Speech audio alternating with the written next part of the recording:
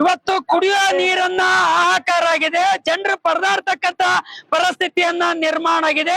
ಇಂತ ಭೀಕರ ಸಂದರ್ಭದಲ್ಲಿ ಗಟಾರ್ ನೀರು, ಗಲೀಜ್ ನೀರು, ಹೊಲಸ್ ನೀರನ್ನ ಇವತ್ತು ಜನರಿಗೆ ಕುಡಿಸಿ ರೋಗ ರುಜಿನಿಗಳನ್ನ ಬರ್ತಕ್ಕಂಥದ್ದು, ಕಾಲರ ಆಡ್ತಕ್ಕಂತ ಪರಿಸ್ಥಿತಿಯನ್ನ ನಿರ್ಮಾಣ ಆಗಿರ್ತಕ್ಕಂಥದ್ದು. L&T ಕಂಪನಿ ಇವತ್ತು ಸುಮಾರು 7ರಿಂದ 8 ವರ್ಷ ಆಯ್ತು ಇಲ್ಲಿವರೆಗೂ ಕಾಮಗಾರಿ ಮನೆಗಳಿಗೆ ನಳ ಕೊಡ್ತೀವಿ ಅಂತಕ್ಕಂತ ನೆಪದಲ್ಲಿ ಇಡೀ ರೋಡ್ ಅನ್ನ ಸತ್ಯಾನಾಶ ಮಾಡಿದೆ. ಆ ರೋಡ್ ಗಳನ್ನ ಹೊಡೆದಿರ್ತಕ್ಕಂಥದ್ದು, ಸತ್ಯಾನಾಶ ಆಗಿರ್ತಕ್ಕಂಥದ್ದು.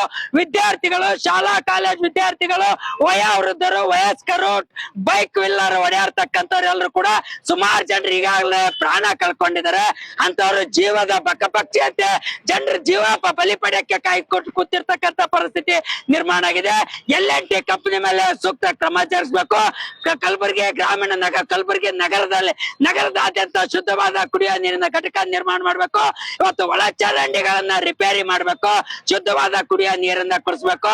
ಇವತ್ತು ಜನವಿರೋಧಿ ಧೋರಣೆಯನ್ನ ತಾಳ್ತಕ್ಕಂತ ನೀತಿಯನ್ನ ಕೈ ಬಿಡ್ಬೇಕಂತೇಳಿ ಒತ್ತಾಯಿಸಿ ಮಹಾನಗರ ಪಾಲಿಕೆ ಮುಂದ್ಗಡೆ ಇವತ್ತು SK ಮೂಲಕ ಪ್ರತಿಭಟನೆ ನಡೆಸ್ತಾ ಇದ್ದೇವೆ.